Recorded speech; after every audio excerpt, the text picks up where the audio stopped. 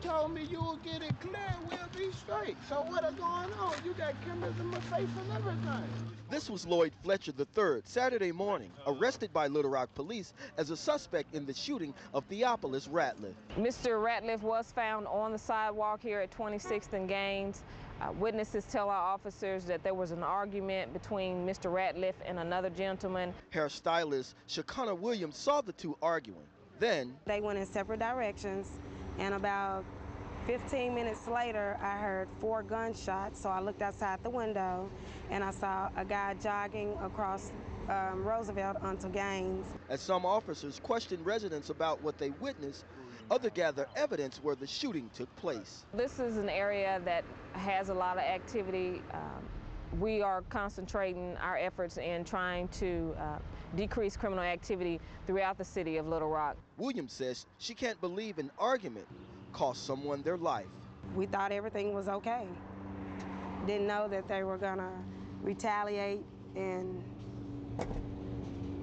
what happened happened. Police transported Fletcher to the Pulaski County Regional Detention Facility. He now faces first-degree capital murder charges. In Little Rock, Marcus Eubanks, today's THV. Excuse us. Please move. Excuse us, please. This was the scene after Connie Stuckey's plea and arraignment hearing at Pulaski County Courthouse Friday morning. I think I've, in the past, had some second thoughts about appearing here today.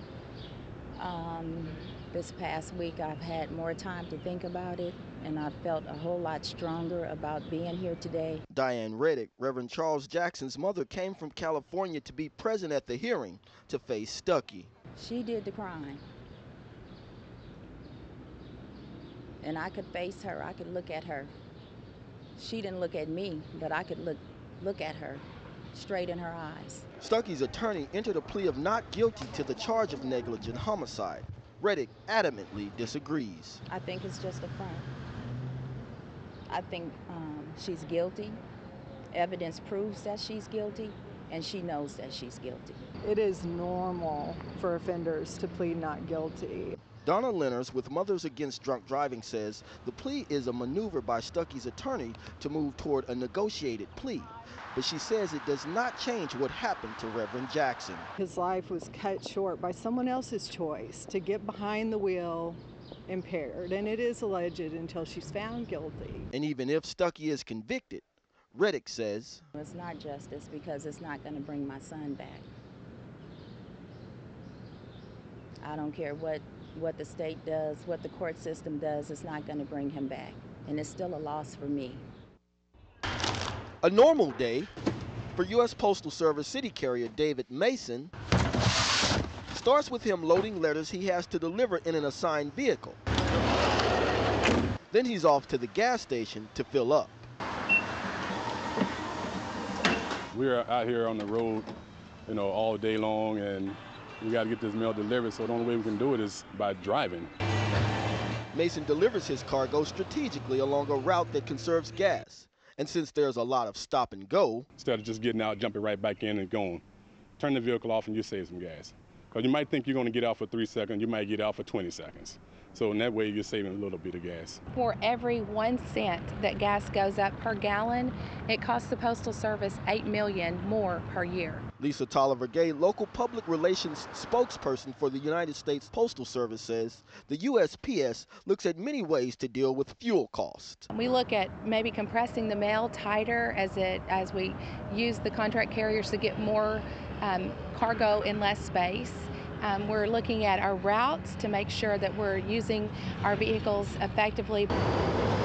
And these trucks haul mail all over the country. Mason says these carriers use the most gas. Outside carriers who drive on the outside of the city, they're going to spend a lot. They're going to drive a lot, because they got a big, wide area to drive. 37 aircraft from all over the country soar the skies over Pine Bluff. It does a lot for Black Pilots of America, and that we come here and have a chance to see how well we've practiced for a year. This is the 12th annual Black Pilots of America's Operation Skyhook competition. Palmer Sullins, the president of the organization, says it's about settling who's best in the air. There's a lot of, as you could say, selling wolf tickets back and forth, and so we come here and see who's got the best wolf ticket. But if you look closer, there's more to this aerial display than competition. But this is an experience that says, I can. Board Chairman Fred Lewis says it's about the dreams of the Tuskegee Airmen and Betsy Coleman, the first African-American female aviator. That's what we're about, giving these kids the exposure to let them see what they can do, not what they can't. Natalie Henry brought her children, Shane and Lauren, out to the performance. I think this would be a great opportunity for them, especially my son. He wants to be a pilot. And Shane already knows why he wants to fly.